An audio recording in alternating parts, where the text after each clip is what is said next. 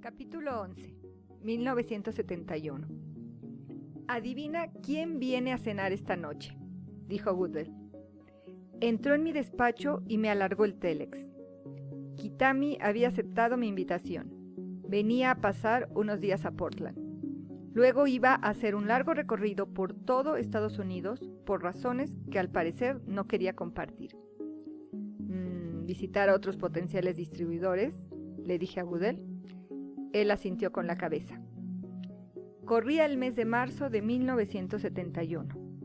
Nos juramos que Kitami iba a tener el viaje de su vida, que volvería a casa profundamente enamorado de Estados Unidos, de Oregon, de Blue Ribbon y de mí. Cuando hubiéramos acabado con él, sería incapaz de hacer negocios con nadie más.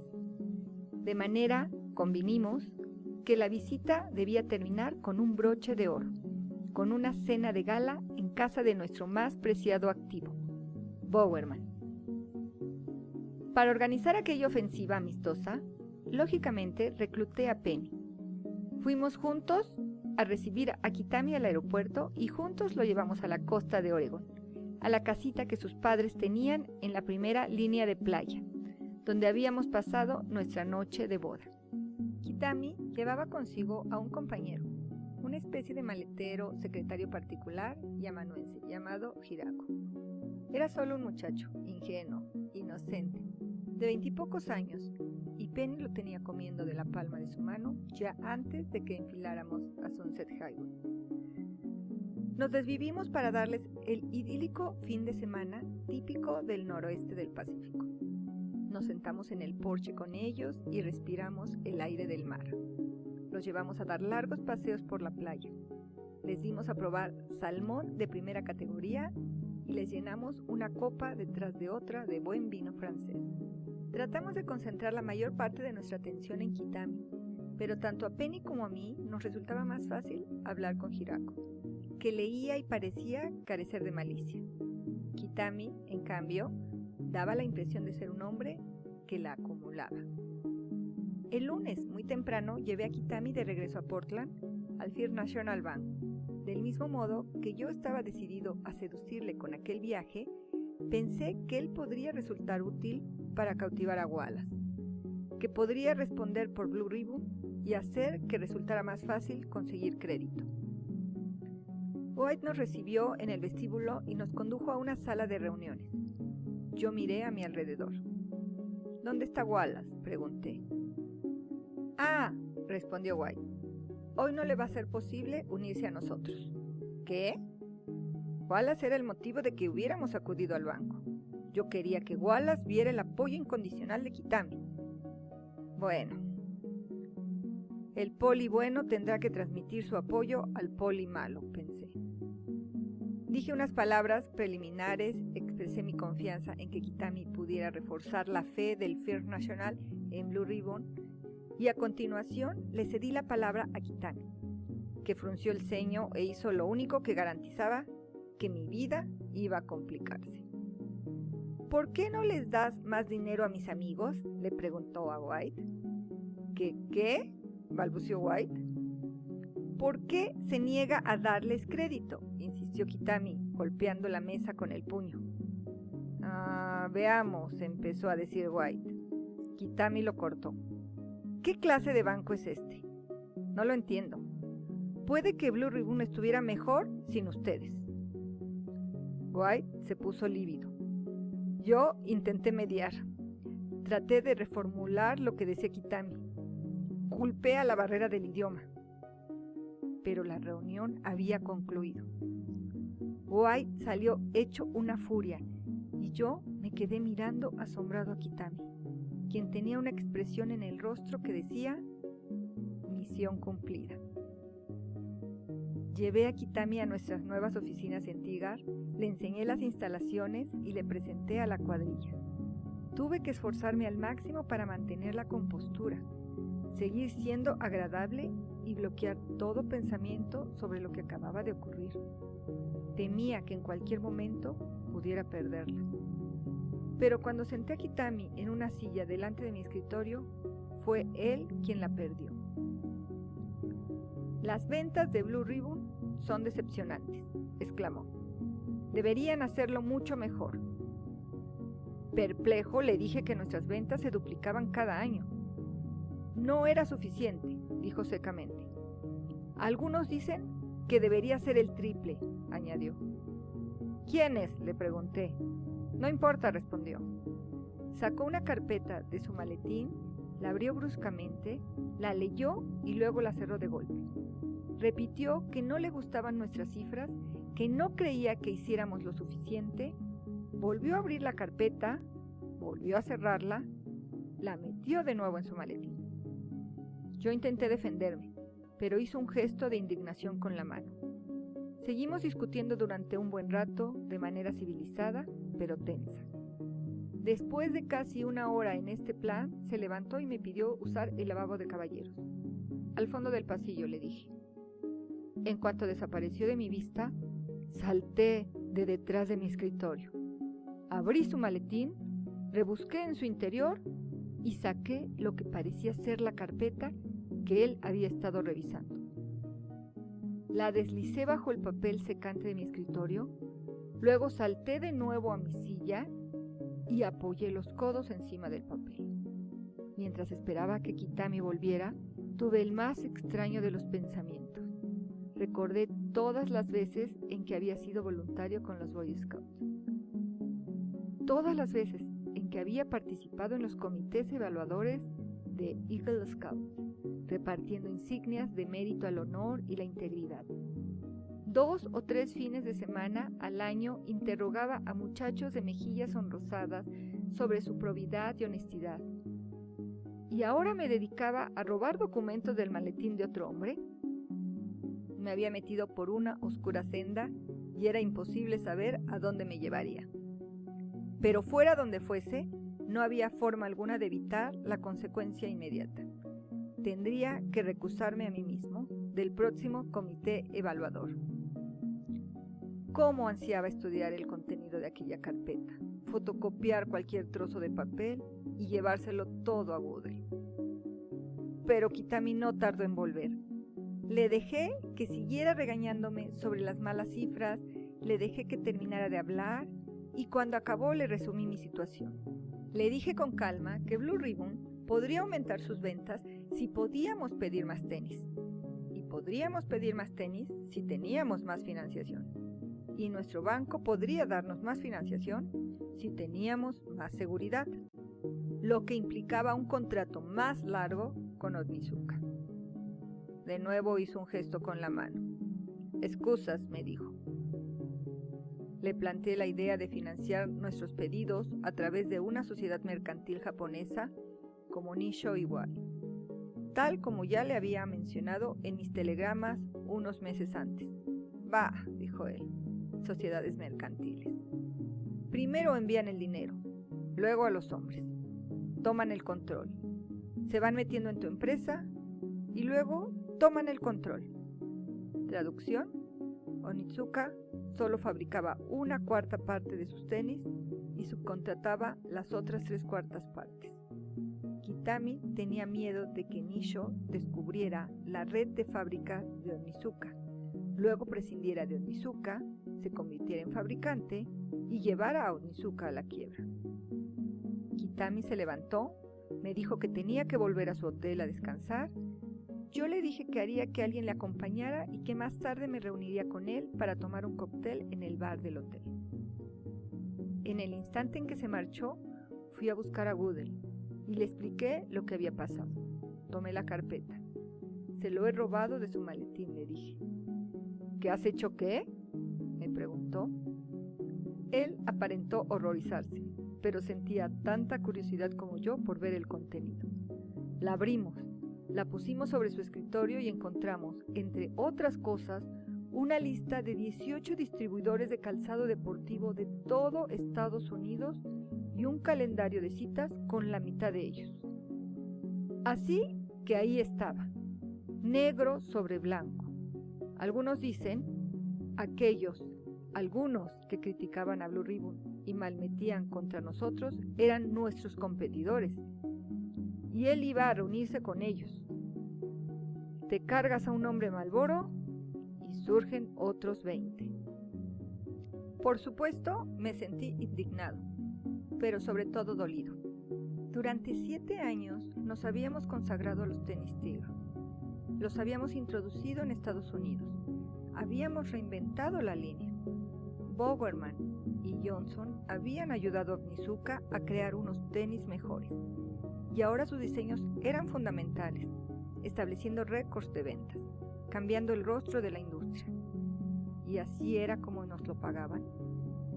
¿Y ahora tengo que ir a tomar un cóctel con ese Judas?, le dije a Woodell. Antes de eso fui a correr 6 millas. No sé si alguna vez he vuelto a correr tan deprisa o ser menos consciente de mi cuerpo. Con cada zancada les chillaba a los árboles, les gritaba a las telarañas que colgaban de las ramas. Eso me resultó de ayuda. Para cuando me había duchado, me había vestido y había acudido a reunirme con Kitami en su hotel, casi me había serenado. O quizá estuviera en shock. De lo que dijo Kitami durante la hora que pasamos juntos, de lo que dije yo, no tengo recuerdo alguno. De lo que sí me acuerdo es de esto. A la mañana siguiente, cuando vino a la oficina, Woodell y yo tramamos una artimaña.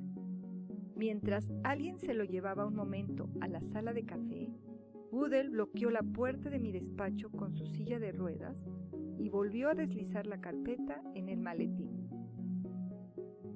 El último día de su visita, horas antes de la gran cena, me dirigí a toda prisa a Eugene para hablar con Bowerman y su abogado.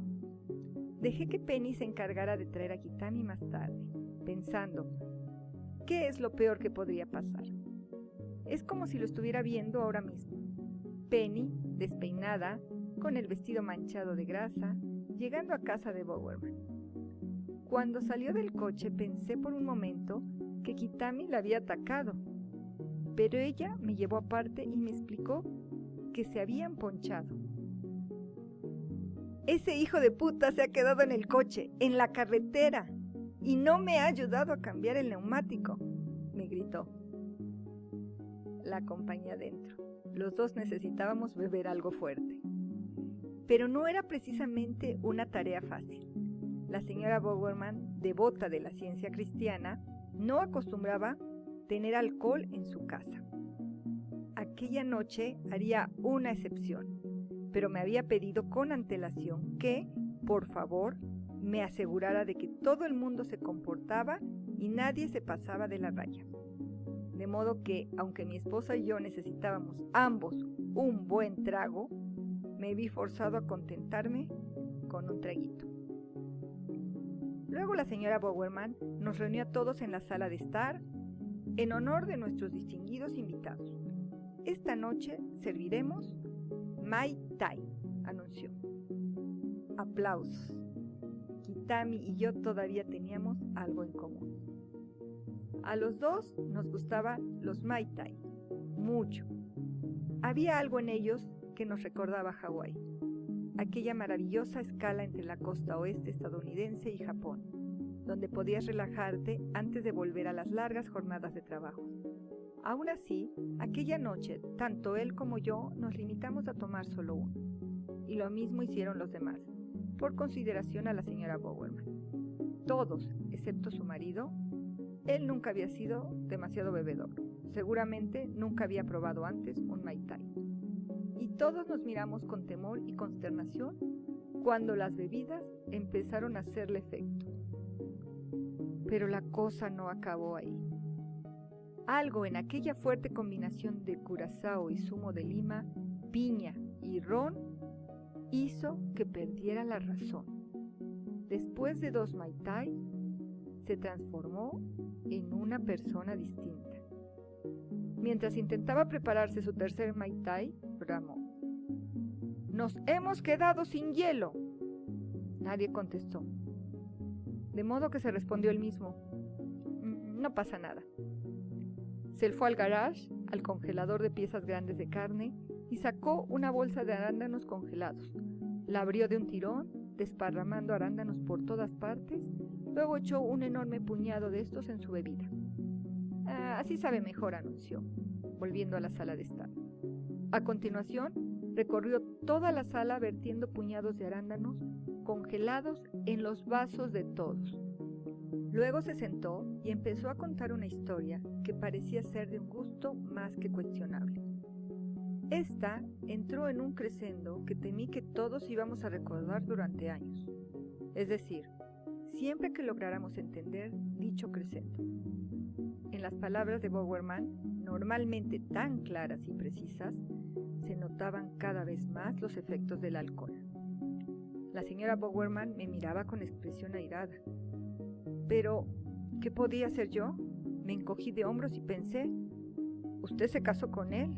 Y luego pensé, espere, yo también.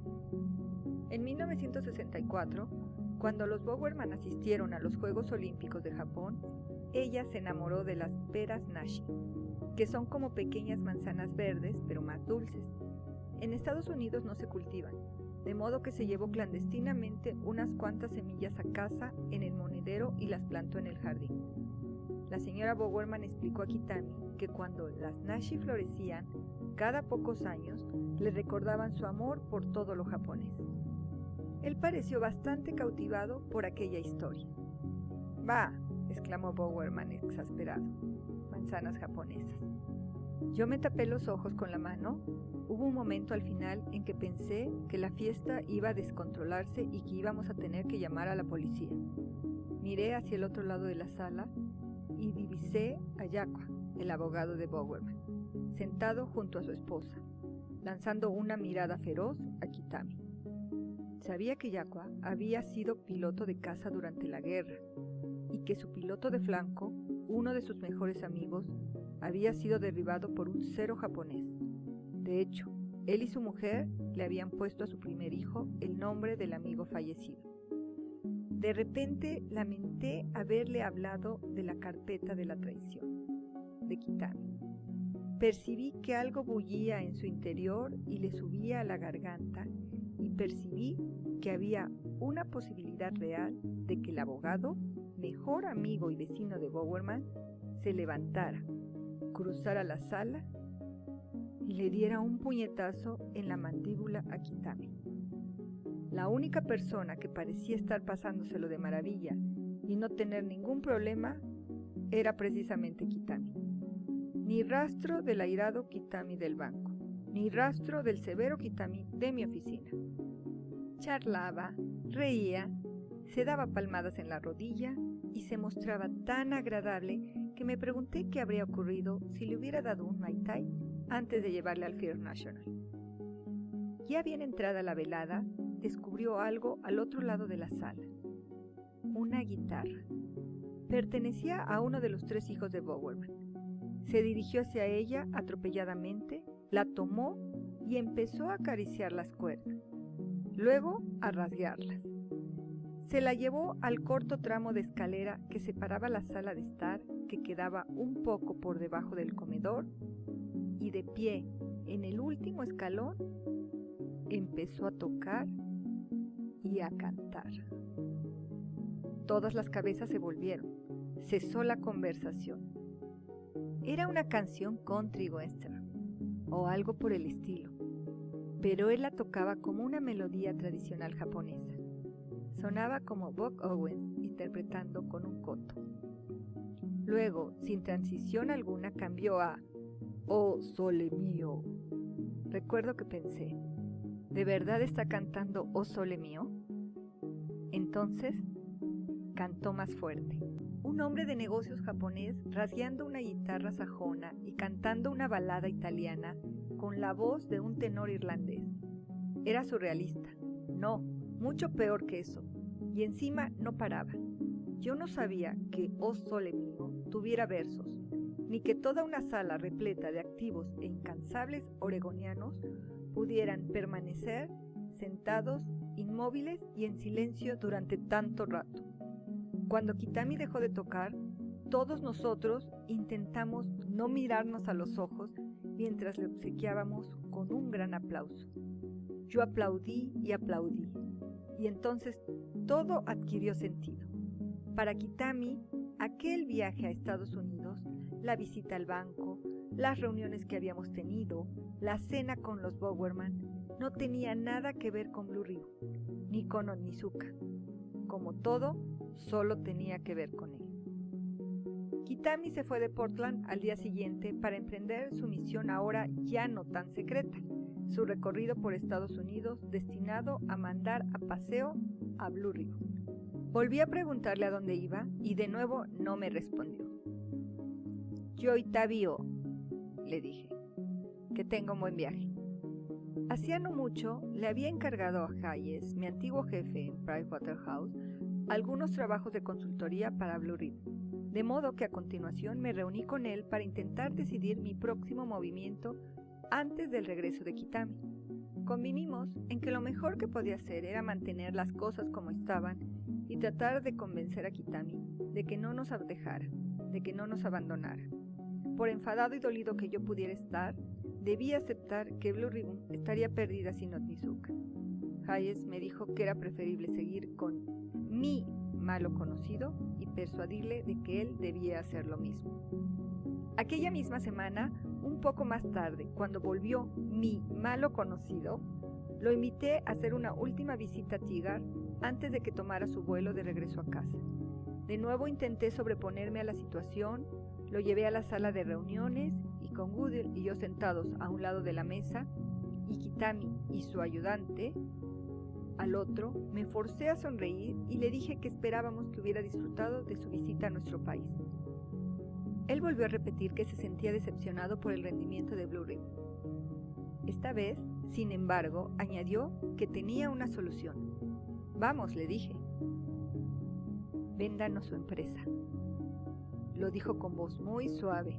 Entonces pensé que algunas de las cosas más duras que nos dicen a lo largo de la vida, nos las dicen con esa voz. ¿Perdón? Balbucí. Onizuka Company Limited comprará una participación mayoritaria en Blue Ribbon, el 51%. Es el mejor acuerdo para su empresa y para usted. Sería sensato por su parte que aceptara. Una adquisición hostil, una maldita adquisición hostil. Miré al techo. Tiene que ser una broma, pensé. Menudo arrogante, deshonesto, desagradecido, matón. ¿Y si no lo hacemos? No nos quedará otro remedio que contratar distribuidores más grandes. ¿Más grandes? Ajá, entiendo. ¿Y qué hay de nuestro contrato? Se encogió de hombros. Para eso valen los acuerdos. No podía permitirme divagar por ninguno de los lugares a los que mi mente intentaba dirigirse. No podía decir a Kitami lo que pensaba de él o por dónde podía meterse su oferta. Porque Hayes tenía razón. Todavía le necesitaba. No tenía ninguna estrategia, ningún plan B, ninguna vía de escape. Si pretendía salvar Blue Ribbon, tenía que hacerlo poco a poco, siguiendo mi propio calendario, para no asustar a los clientes y los minoristas. Necesitaba tiempo, y en consecuencia, que Onizuka siguiera enviándome tenis durante el mayor tiempo posible. Bueno, le dije, esforzándome por controlar mi voz. Como sabe, tengo un socio, el entrenador Bowerman. Tendré que discutir su oferta con él. Estaba seguro de que Kitami detectaría enseguida mi torpe táctica dilatoria. Pero se levantó, se ajustó los pantalones y sonrió. Discútalo con el Dr. Bowerman. Ya me dará una respuesta. Tenía ganas, pero de darle un puñetazo. Sin embargo, le estreché la mano.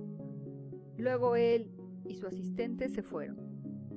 En la sala de reuniones, de repente privada de la presencia de Kitami, Goodell y yo nos quedamos mirando las vetas de la mesa y dejamos que la calma se apoderara de nosotros.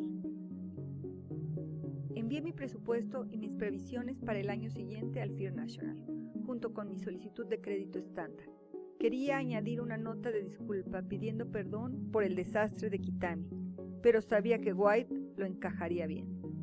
Y por otra parte, Wallace no había estado allí. Unos días después de que White recibiera mi presupuesto y mis previsiones, me pidió que fuera a verle para discutirlo.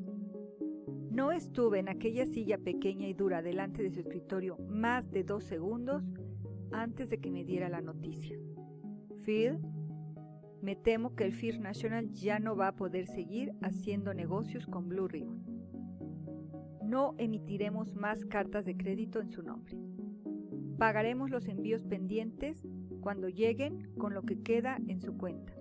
Pero una vez que se haya pagado la última factura, nuestra relación habrá terminado. Pude ver por su palidez que estaba desolado. Él no había tenido nada que ver con aquello. Era algo que venía de arriba, de modo que no tenía sentido discutir. Abrí los brazos. ¿Qué voy a hacer, Harry? Busque otro banco, y si no lo encuentro, quebraré. Él miró sus papeles, los apiló, los sujetó con un clip. Me dijo que el tema Ribbon había dividido a los directivos del banco. Algunos estaban a favor de nosotros, otros en contra. Al final había sido Wallace quien había emitido el voto decisivo.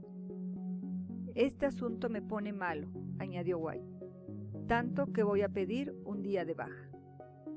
Yo no tenía esa opción. Salí del First National con paso vacilante y fui directamente al US Bank.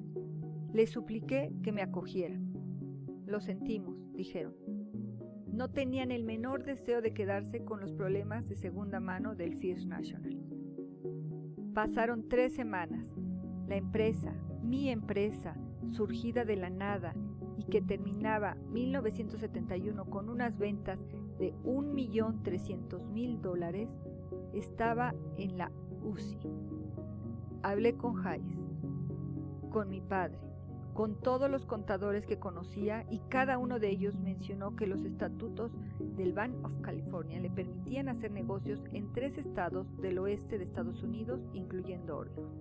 Es más, dicho banco tenía una filial en Portland. Me dirigí allí a toda prisa y de hecho me dieron la bienvenida y un refugio para pasar la tormenta, además de una pequeña línea de crédito. Pero aquella era solo una solución a corto plazo.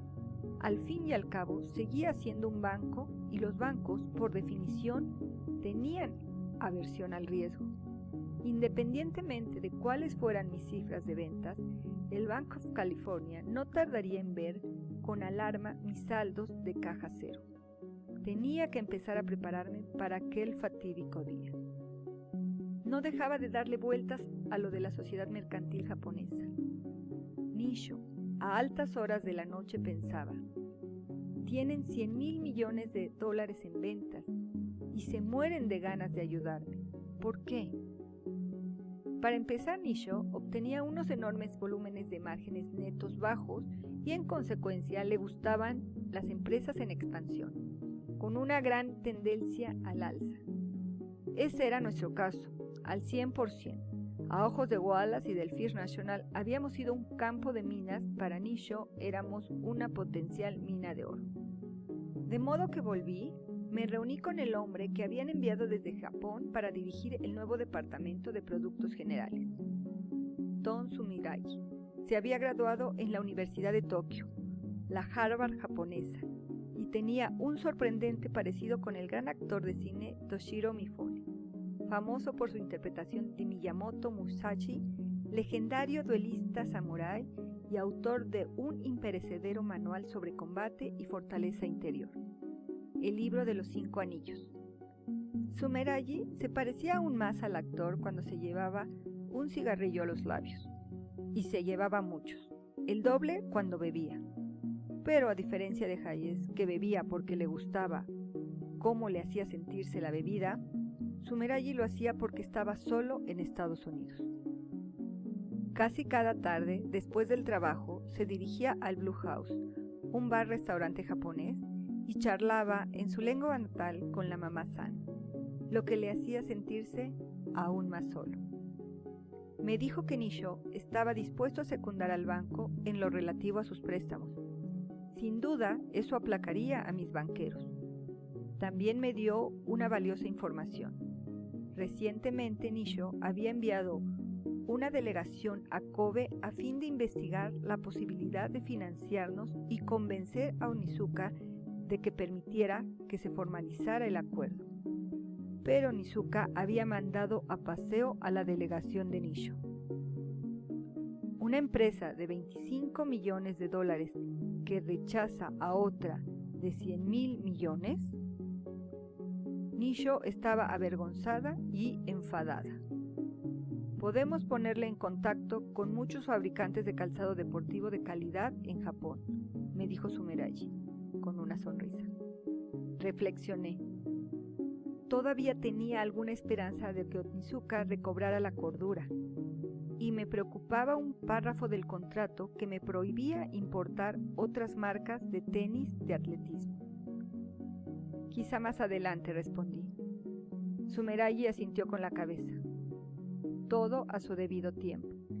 Aturdido por aquel drama, cada noche regresaba a casa profundamente agotado, pero siempre volvía a recuperar el aliento después de correr mis 6 millas, seguidas de una ducha caliente y una cena rápida, solo. Penny y Matthew cenaban alrededor de las 4.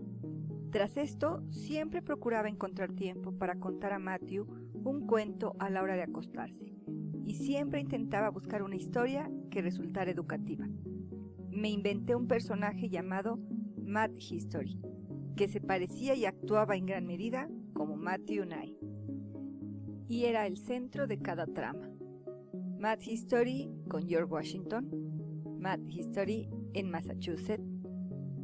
Siempre le hacía reír, encantado de verse en medio de aquellas aventuras. Se sentaba más erguido en la cama y me pedía un cuento tras otro. Cuando se quedaba dormido, Penny y yo nos contábamos lo que habíamos hecho durante el día.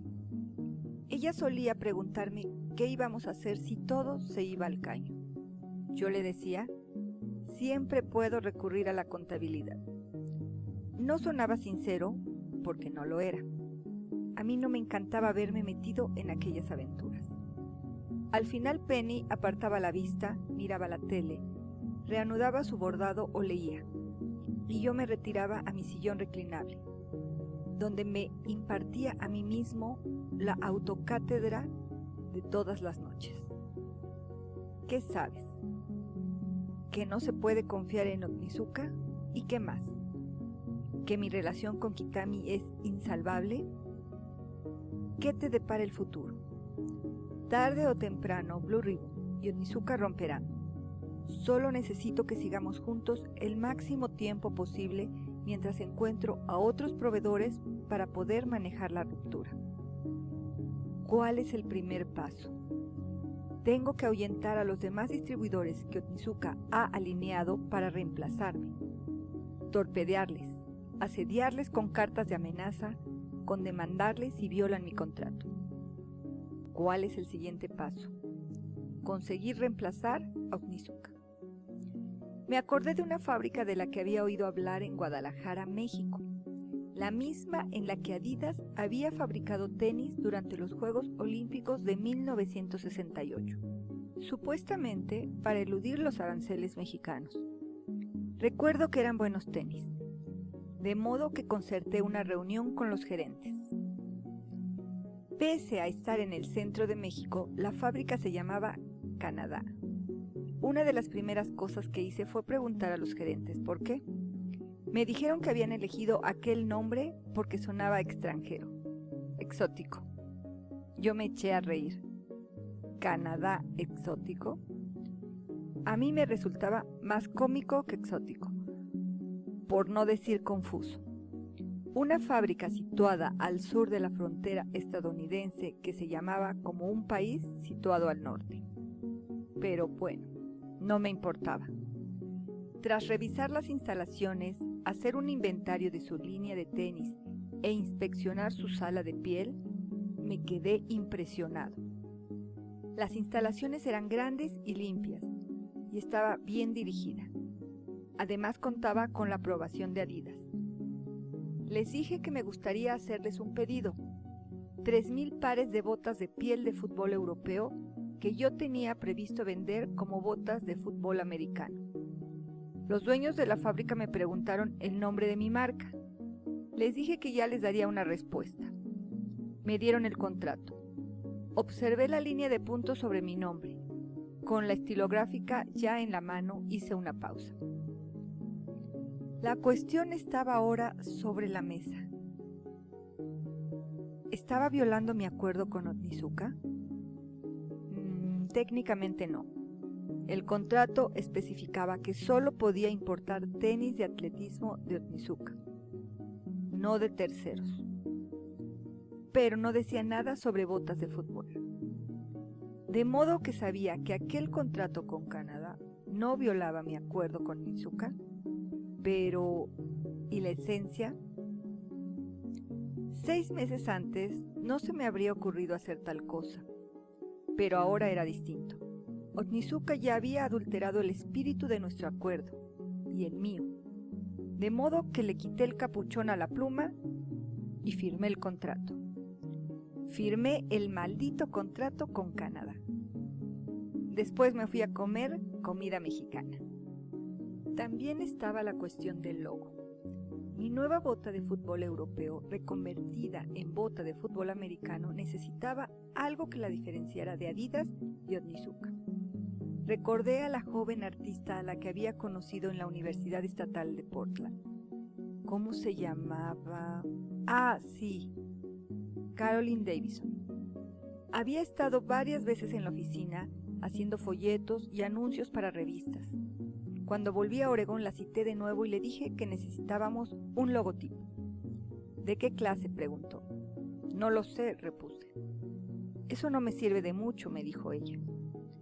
Algo que evoque movimiento, le aclaré. Movimiento, repitió dudosa. Parecía confundida. Tenía motivos para estarlo, porque yo solo farfullaba. No estaba del todo seguro de lo que quería.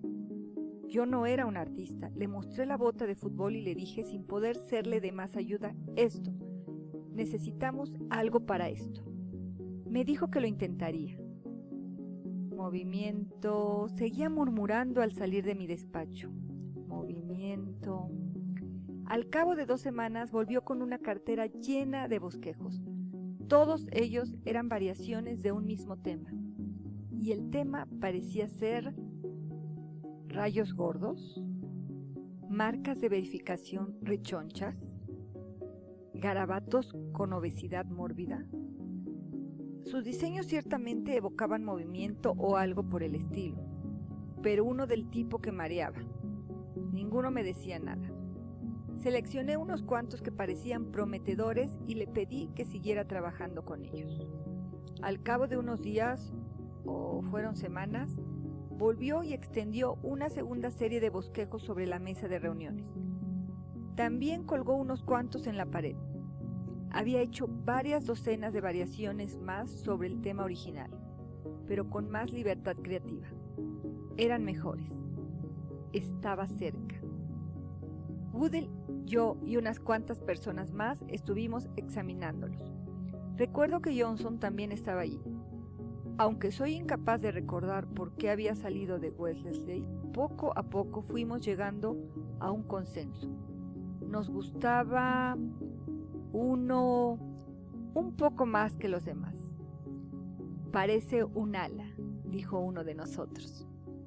Parece una ráfaga del aire, dijo otro. Parece la estela que un corredor podría dejar tras de sí. Convinimos en que parecía algo nuevo, fresco y sin embargo de algún modo antiguo, eterno. Le dimos las gracias a Caroline por sus muchas horas de trabajo, además de un cheque de $35. Luego le dijimos que ya podía irse. Cuando se marchó, seguimos allí sentados contemplando el logo que habíamos seleccionado. Hay algo llamativo en él, dijo Johnson. Woodell estuvo de acuerdo. Yo fruncí el ceño y me rasqué la mejilla. Bueno, a ustedes les gusta más que a mí, les dije, pero se nos ha acabado el tiempo. Tendrá que funcionar. ¿No te gusta?, preguntó Woodell. Yo suspiré. No me entusiasma. Quizá llegue a gustarme con el tiempo. Se lo enviamos a Canadá. Ahora solo nos faltaba un nombre que acompañara aquel logotipo que a mí no me gustaba. Durante los días siguientes estuvimos dándole vueltas a docenas de ideas, hasta que surgieron dos grandes candidatos: Falcon y Dimension Six. Yo me inclinaba por el segundo porque se me había ocurrido a mí. Goodell y todos los demás me decían que era horrible. Me aseguraban que no era pegadizo y que no significaba nada. Hicimos una encuesta entre todos nuestros empleados, secretarias, contadores, representantes, minoristas, archiveros, mozos de almacén. Pedimos que todos se implicaran e hicieran al menos una sugerencia. Yo le dije a todo el mundo que Ford acababa de pagar a una empresa de consultoría de altos vuelos $2 millones por dar con el nombre de su nuevo Maverick. Nosotros no tenemos $2 millones, pero sí a 50 personas inteligentes y no se nos puede ocurrir nada peor que Maverick. Asimismo, y a diferencia de Ford, nosotros teníamos un plazo límite. Canadá iba a iniciar la producción de la bota aquel viernes. Pasamos horas y horas discutiendo y gritando, debatiendo las virtudes de tal o cual nombre. A alguien le gustó la sugerencia de Burke, Bengal, por el tigre de Bengala. Otro dijo que el único nombre posible era Cóndor. Yo protesté enfurruñado. ¿Nombres de animales? ¿Nombres de animales? Hemos propuesto los nombres de casi todos los animales de la selva. ¿Es que tiene que ser un animal? Una y otra vez seguí presionando en favor de Dimension Six. Y una y otra vez mis empleados me dijeron que era infumable. Alguien, no recuerdo quién, resumió perfectamente la situación. Todos estos nombres son una mierda. Pensaba que había sido Johnson, pero toda la documentación dice que para entonces ya se había marchado y había vuelto a Wellesley. Una noche, ya tarde, estábamos todos cansados y a punto de perder la paciencia. Si volvía a oír otro nombre de animal, me tiraría por la ventana. Mañana será otro día, dijimos mientras salíamos de la oficina y nos dirigíamos a nuestros coches. Me fui a casa y me senté en mi sillón reclinable. Mi mente empezó a divagar de un lado a otro, de un lado a otro. Falcon, Bengal, Dimension Six. ¿Qué más? Algo más. Llegó el día. Canadá ya había empezado a fabricar las botas y en Japón ya había muestras preparadas. Pero antes de poder enviar los pedidos debíamos elegir un nombre. También teníamos unos anuncios listos cuya publicación en revistas queríamos hacer coincidir con los envíos y faltaba decir a los artistas gráficos qué nombre había que utilizar. Por si fuera poco, necesitábamos transmitir el papeleo en la oficina de patentes de Estados Unidos. Goodell entró en mi despacho. Se acabó el tiempo, me dijo. Me froté los ojos, ya lo sé. ¿Y qué vamos a hacer? No lo sé. Me iba a estallar la cabeza. Para entonces todos los nombres se habían juntado atropelladamente en un desconcertante pegote. Falcon, Bengal, Dimension Six. Tenemos una nueva sugerencia, me dijo Goodell. ¿De quién? Johnson llamó a primera hora, me respondió.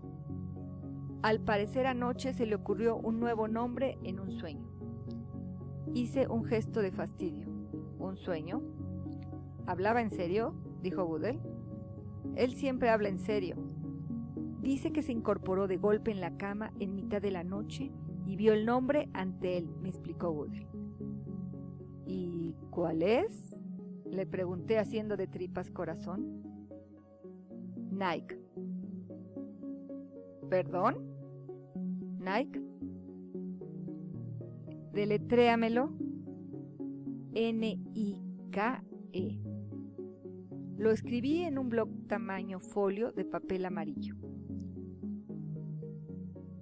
Nike, la diosa griega de la victoria, la Acrópolis, el Partenón, El templo. Lo recordé, breve, fugazmente. Se nos acaba el tiempo, dije. Nike, Falcon o Dimension Six. Todo el mundo detesta Dimension Six. Todos menos yo. Él frunció el ceño. Tú decides. Me dejó solo. Dibujé unos garabatos en mi blog. Hice listas, las taché, tic-tac, tic-tac. Tenía que enviar un telex a la fábrica. En ese preciso instante. Odiaba tomar decisiones de manera apresurada, y eso era justo lo que estaba haciendo aquellos días. Miré al techo, me di 2 minutos más para reflexionar y luego recorrí el pasillo en dirección al telex. Me senté delante de la máquina y me di otros 3 minutos. De mala gana tecleé el mensaje. El nombre de la nueva marca es... Había un montón de cosas dándome vueltas en la cabeza. Para empezar, Johnson había señalado que todas las marcas icónicas, Clorox, Kleenex, Xerox, tenían nombres cortos, de 2 sílabas más o menos, y siempre tenían un sonido fuerte en el nombre, una letra como la K o la X, que se quedaba en la mente. Todo eso tenía sentido y encajaba con Nike. Además, me gustaba que Nike fuera la diosa de la victoria. ¿Qué es más importante que la victoria?, pensé. Puede que en lo más recóndito de mi mente oyera la voz de Churchill. Me pregunta que cuál es nuestro objetivo, responderé con una palabra: la victoria. Puede que en ese momento me acordara de la medalla de la victoria concedida a todos los veteranos de la Segunda Guerra Mundial, un medallón de bronce con Atenea, Nike en el anverso, partiendo una espada en 2. Quizá fuera así. A veces creo que sí, pero al final no sé qué me llevó a tomar mi decisión. ¿Suerte? ¿Instinto? ¿Algún espíritu interior? Sí. ¿Qué has decidido?, me preguntó Goodell al final del día. Nike, mascullé. Murmuró él. Sí, ya lo sé, dije yo. Quizá llegue a gustarnos con el tiempo, concluyó. Quizá. Mi nueva y flamante relación con Nisho prometía, pero precisamente era nueva. ¿Y quién se atrevería a predecir cómo podía evolucionar? Una vez también creí que la relación con Onizuka prometía, y mira dónde estaba ahora. Nisho me inyectaba dinero, pero no podía confiarme. Tenía que explotar todas las fuentes para conseguir dinero que tuviera al alcance. Eso me llevó de nuevo a la idea de lanzar una emisión pública. No creía que pudiera soportar la decepción de una segunda emisión fracasada. De modo que me confabulé con Hayes para garantizar que ésta funcionara. Decidimos que la primera emisión no había sido lo bastante contundente. No habíamos sabido vendernos. Esta vez contratamos a un vendedor agresivo. Además, decidimos no vender acciones, sino obligaciones convertibles. Si el mundo de los negocios era una guerra sin balas, las obligaciones eran como los bonos de guerra. La gente te presta dinero y a cambio tú les das cuasi acciones de tu causa. No llegan a ser plenamente acciones porque se alienta e incentiva mucho a los obligacionistas a mantener sus obligaciones durante 5 años. Después de eso pueden convertirlas en acciones comunes o recuperar su dinero con intereses. Con nuestro nuevo plan y nuestra entusiasta vendedora, en junio de 1971 anunciamos que Blue Ribbon emitiría 200,000 obligaciones a $1 la unidad, y en esta ocasión se vendieron con rapidez. Uno de los primeros en comprar fue mi amigo Cale, que no dudó en hacer un cheque por $10,000, una bonita suma. Buck, me dijo, yo estuve al principio y estaré al final. Canadá fue una decepción. La bota de fútbol de piel que fabricaba era bonita, pero en un clima frío la suela se partía y se agrietaba. No podía ser más irónico. Calzado hecho en una fábrica llamada Canadá que no aguantaba el frío. No obstante, tal vez fuera nuestra culpa por utilizar una bota de fútbol europeo en el fútbol americano. Quizás nos lo habíamos buscado. El quarterback de la Universidad de Notre Dame en Indiana llevó un par de Nike aquella temporada y fue emocionante verle trotar por el sagrado campo de fútbol de South Bend con ellas puestas, hasta que las Nike se desintegraron, como le ocurrió al equipo de Notre Dame aquel año. Por lo tanto, lo primero que había que hacer era encontrar una fábrica capaz de hacer botas más robustas y resistentes a la intemperie. En Nisho me dijeron que nos podían ayudar, que estaban encantados de hacerlo. Estaban reforzando su departamento de productos, de modo que Sumeraji tenía un montón de información sobre fábricas de todo el mundo. Además, recientemente había contratado a un asesor, un verdadero genio del calzado que había sido discípulo de un tal Jonas Center. Yo no había oído hablar nunca de Center, pero Sumeraji me aseguró que era un auténtico líder de los pies a la cabeza. Había escuchado ya aquella expresión algunas veces. En la jerga del mundo del calzado se conocía como shoe dogs a aquellas personas que se consagraban por completo a la fabricación, la compraventa o el diseño de zapatos.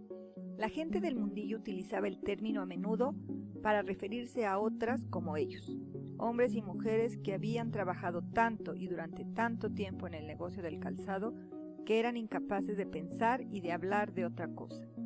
Era una manía devoradora, un trastorno psicológico, preocuparse de ese modo por plantillas y suelas, forros y ribetes, remaches y empeines. Pero yo lo entendía. El ciudadano medio da 7.500 pasos al día, 274 millones de pasos en el curso de una larga vida, el equivalente a dar 6 veces la vuelta al mundo. Y me parecía que los especialistas simplemente querían formar parte de aquel viaje.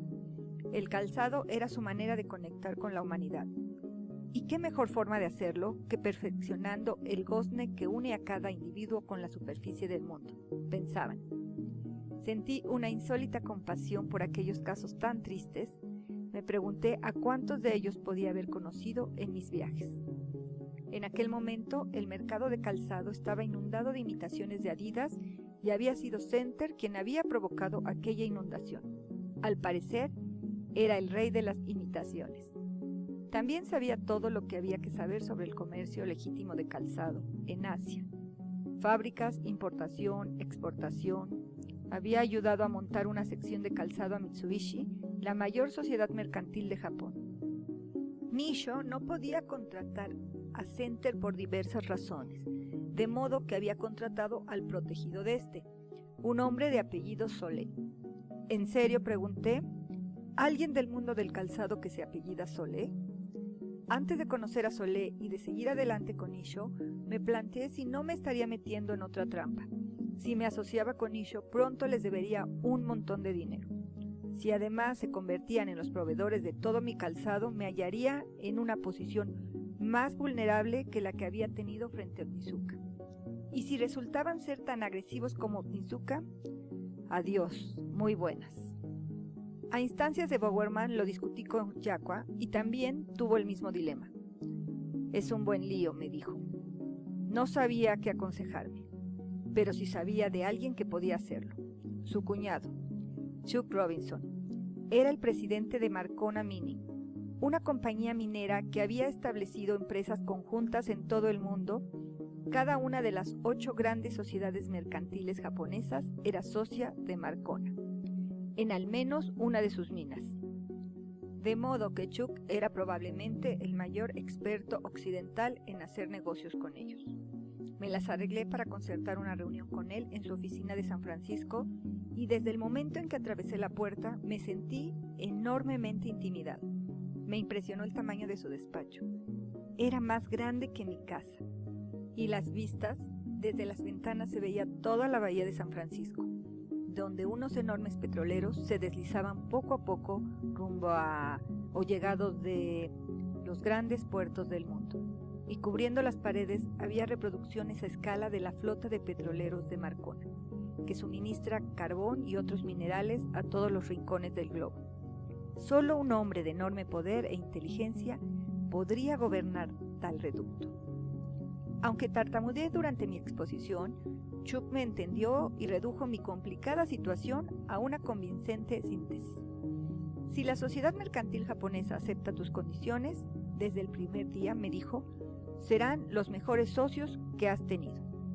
Más tranquilo y envalentonado, fui otra vez a ver a Sumeragi y se las expuse. Nada de patrimonio neto en mi empresa, nunca. Fue a consultarlo con unas cuantas personas de su oficina, al volver me dijo, de acuerdo, pero estas son las nuestras.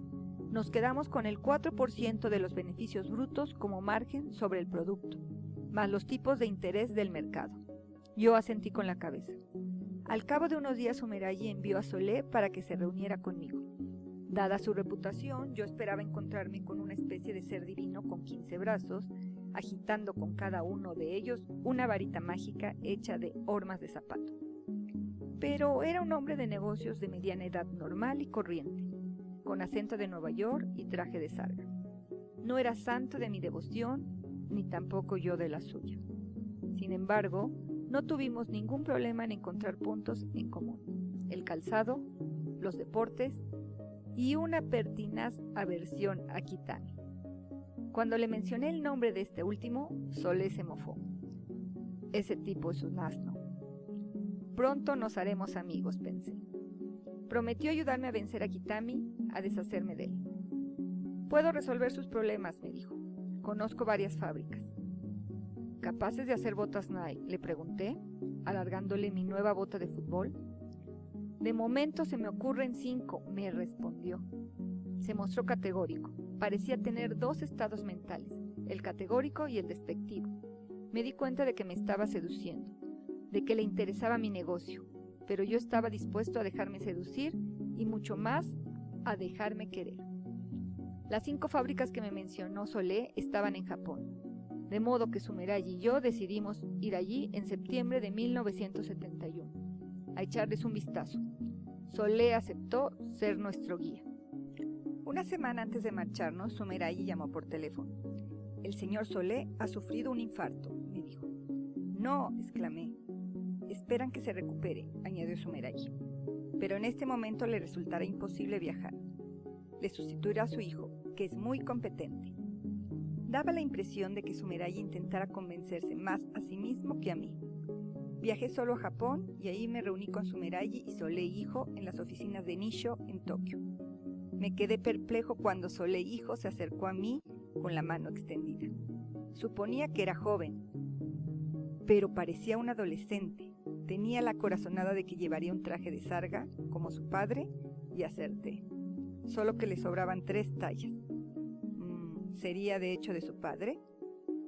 Y como tantos adolescentes, empezaba todas las frases con yo.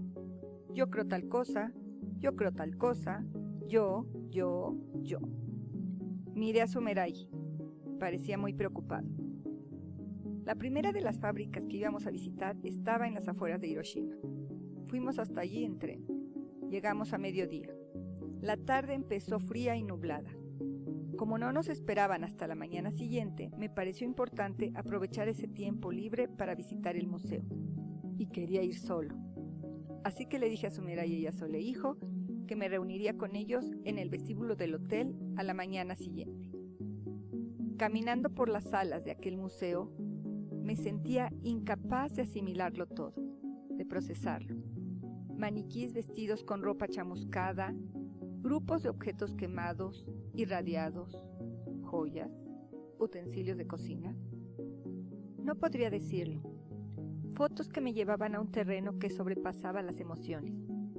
Contemplé horrorizado el triciclo derretido de un niño.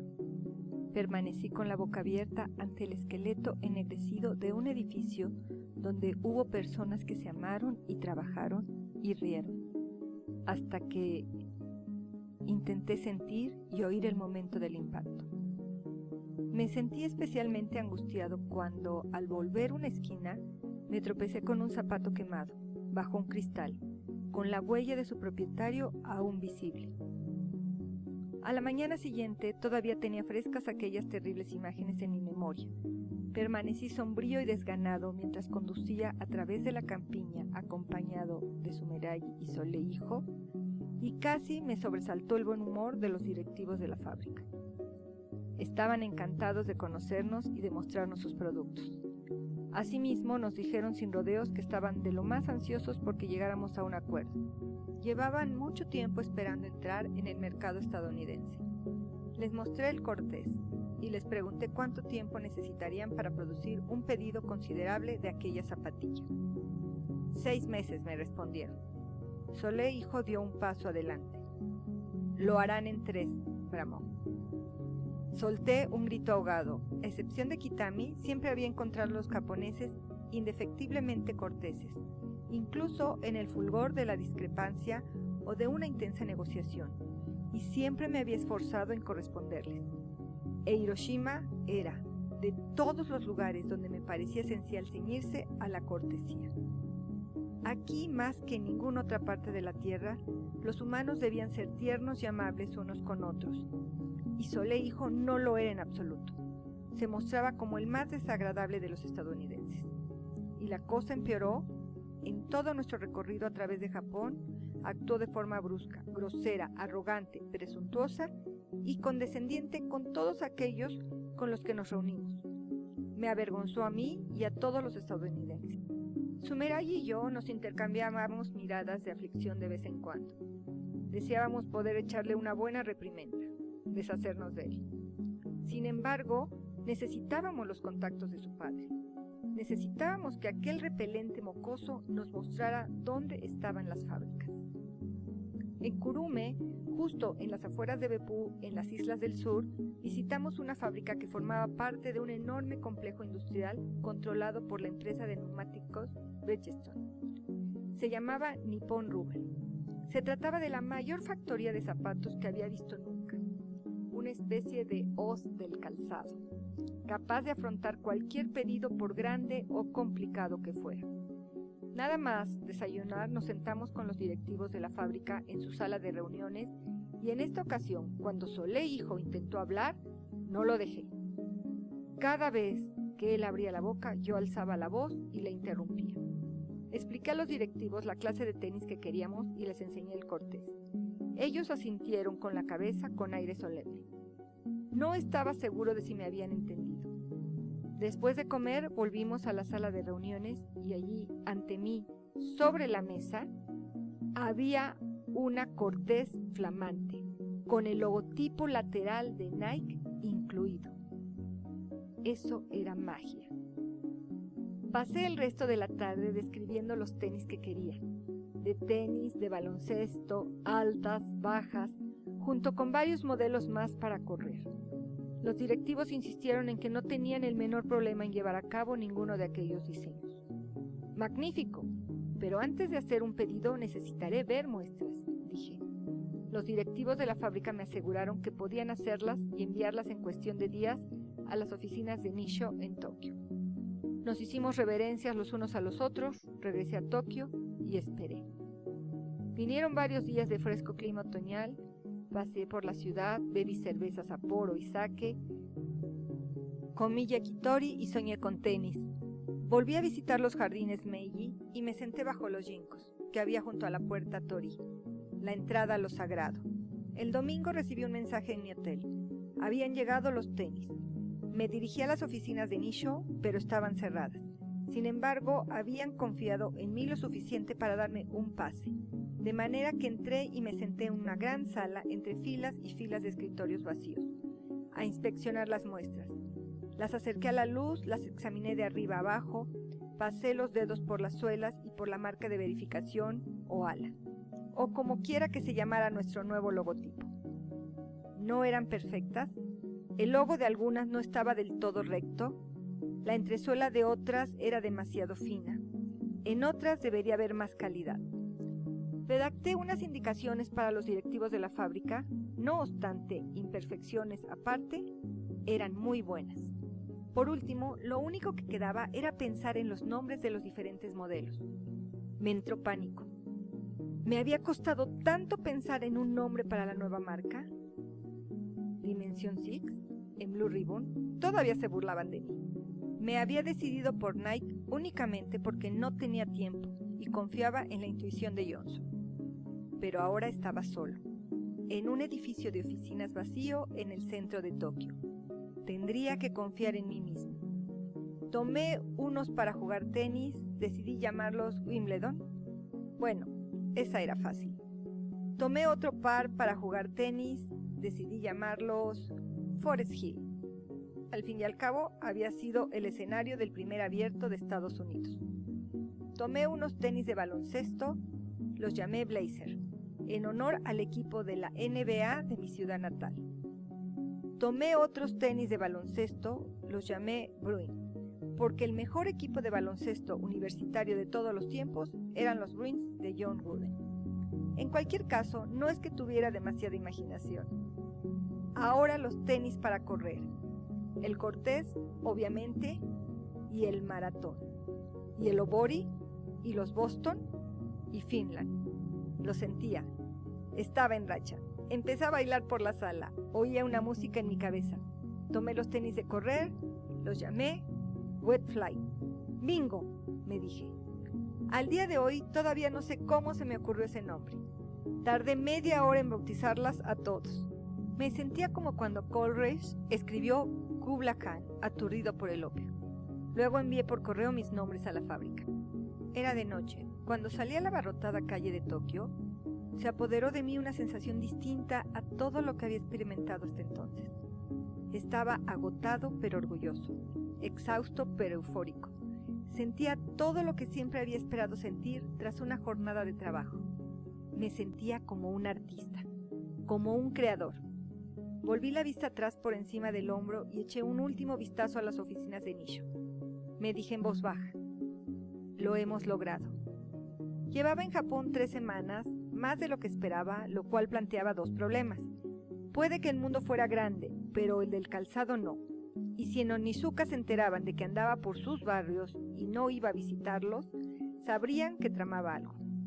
No tardarían mucho en descubrir o en concluir que estaba preparando su reemplazo. De modo que tenía que ir a Kobe y dejarme caer por sus oficinas. Pero alargar mi viaje, estar otra semana lejos de casa, era inaceptable. Penny y yo nunca habíamos estado separados tanto tiempo. Así que la llamé y le pedí que tomara un avión para hacer conmigo la última etapa del viaje. Ella accedió de inmediato. Nunca había estado en Asia y puede que aquella fuera su última oportunidad antes de que nos quedáramos sin empresa y sin dinero. También podía ser su última oportunidad de utilizar el juego de maletas de color rosa, y Dot estaba disponible para ser de niñera. Pero el vuelo era largo y a Penny no le gustaban los aviones. Cuando fui al aeropuerto de Tokio a recogerla, sabía que me iba a encontrar a una mujer frágil. Olvidé, sin embargo, lo intimidante que puede llegar a resultar el aeropuerto de Haneda. Una masa compacta de cuerpos y equipajes. No podía moverme, no podía encontrar a Penny. De repente apareció tras las puertas correderas de cristal de la aduana. Trataba de avanzar, de abrirse paso. Había demasiada gente y policías armados a sus lados. Estaba atrapada. Las puertas se abrieron de par en par, la muchedumbre se abalanzó hacia adelante y Penny cayó en mis brazos. Nunca la había visto tan exhausta, ni siquiera después de dar a luz a Matthew. Le pregunté si el avión había tenido una ponchadura y había tenido que cambiar ella la rueda. Broma, Kitami, ¿te acuerdas? No le hizo gracia. Me dijo que había habido turbulencias 2 horas antes de llegar a Tokio y el vuelo había sido una montaña rusa. Llevaba su mejor traje de color verde lima, ahora arrugado y manchado, y ella venía con ese mismo color. Necesitaba una ducha de agua caliente, descansar bien y ropa limpia. Le dije que nos esperaba una suite en el maravilloso Hotel Imperial, diseñado por Frank Lloyd Wright. Cuando llegamos allí, media hora más tarde, me dijo que iba al lavabo de señoras mientras yo me encargaba de registrarlos. Me acerqué rápidamente a la recepción, me dieron las llaves de nuestra habitación y me senté a esperar en uno de los sofás del vestíbulo. 10 minutos, 15... Me dirigí a la puerta del lavabo de señoras y la entreabrí. «Penny». «No puedo moverme», me respondió. «¿Qué?» «Estoy en el suelo, no puedo moverme». Entré y la encontré tendida de costado sobre las frías baldosas, mientras el resto de las mujeres pasaban por encima de ella o la rodeaban. Tenía un ataque de pánico y unos fuertes calambres en las piernas. El largo vuelo, el caos del aeropuerto, los meses de tensión que nos había ocasionado Kitami, habían sido demasiado para ella. Le hablé con tranquilidad, le dije que todo iría bien y poco a poco se fue relajando. La ayudé a ponerse de pie, la llevé arriba y pedí que hicieran subir a una masajista. Mientras permanecía tendida en la cama con una toallita húmeda sobre la frente, me sentí preocupado, pero a la vez agradecido. Llevaba semanas al borde del pánico, meses. Ver a Penny en aquel estado fue una inyección de adrenalina. Uno de los dos tenía que mantener la calma, por macho, y esta vez me tocaba a mí. A la mañana siguiente telefoné a Onizuka y le dije que mi esposa y yo estábamos en Japón. «Vengan a vernos», me respondieron. Al cabo de una hora tomamos un tren rumbo a Kobe. Todos vinieron a recibirnos, incluidos Kitami, Fujimoto y el señor Onizuka. «¿Qué les trae por Japón?», les dije que estábamos de vacaciones. Fue una respuesta improvisada. Muy bien, me dijo el señor Onizuka. Le hizo un montón de alaracas a Penny y luego nos sentamos para participar en una ceremonia del té organizada a toda prisa. Durante un momento, en medio de toda aquella charla, de las risas y las bromas, uno podía olvidarse de que estábamos al borde de la guerra. El señor Onizuka nos ofreció incluso un coche con chofer para llevarnos a Penny y a mí de un lado a otro y mostrarnos Kobe. Yo acepté. Más tarde Kitami nos invitó a cenar aquella noche. Volví a decir que sí de mala gana.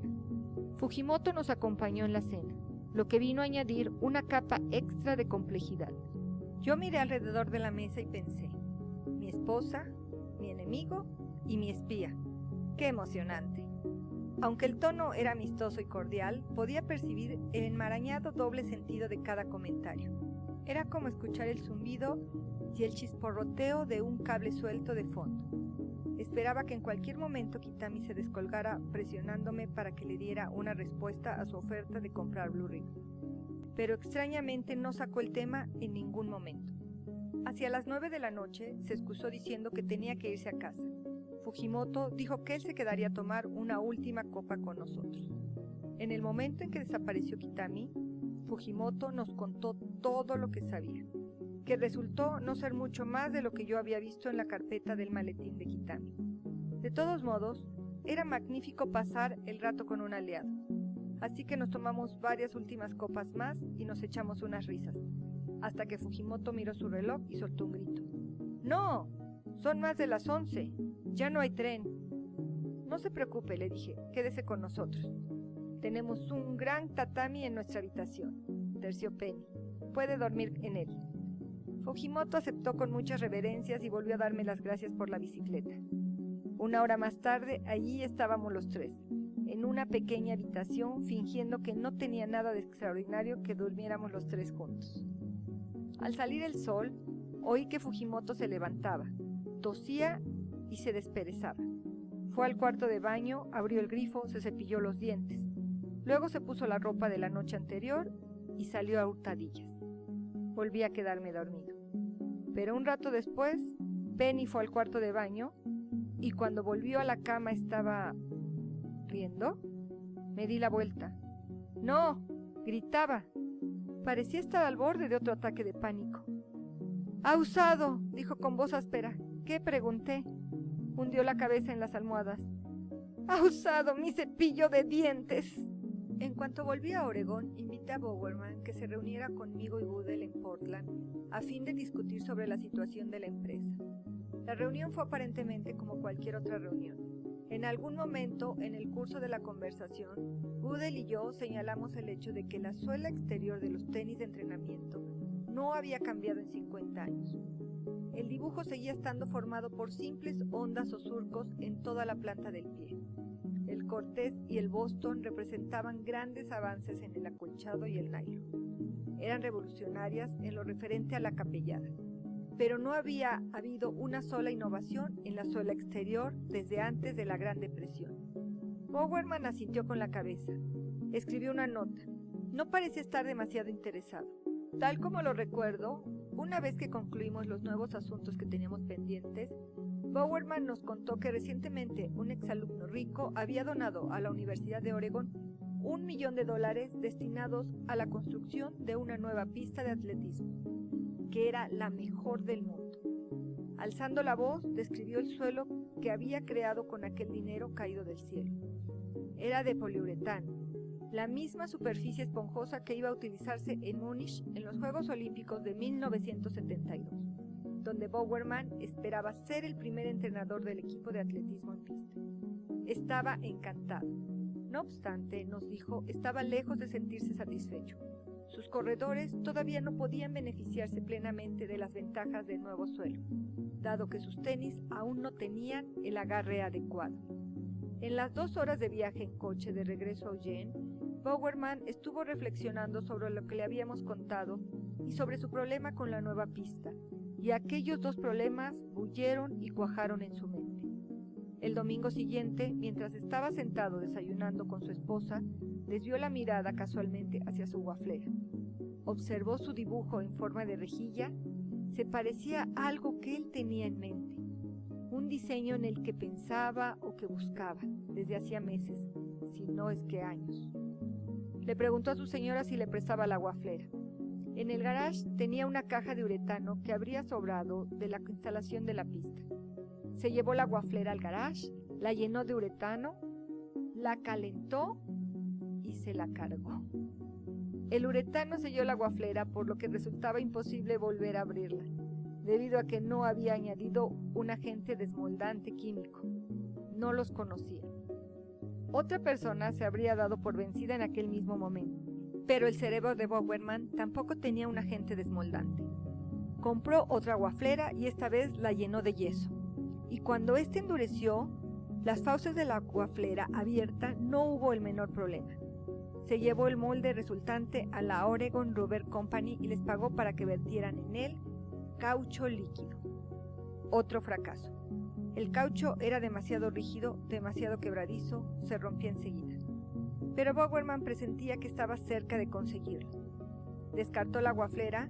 En su lugar tomó una lámina de acero inoxidable y perforó una serie de agujeros en ella, creando una superficie parecida a un waffle que volvió a llevar a la Rubber Company.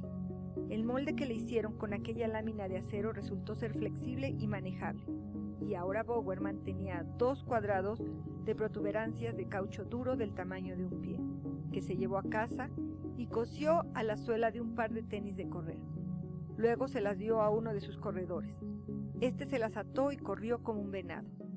Bowerman me telefonó emocionado y me habló de su experimento.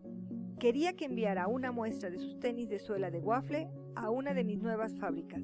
Por supuesto, le dije, la enviaría de inmediato a Nippon Rubber.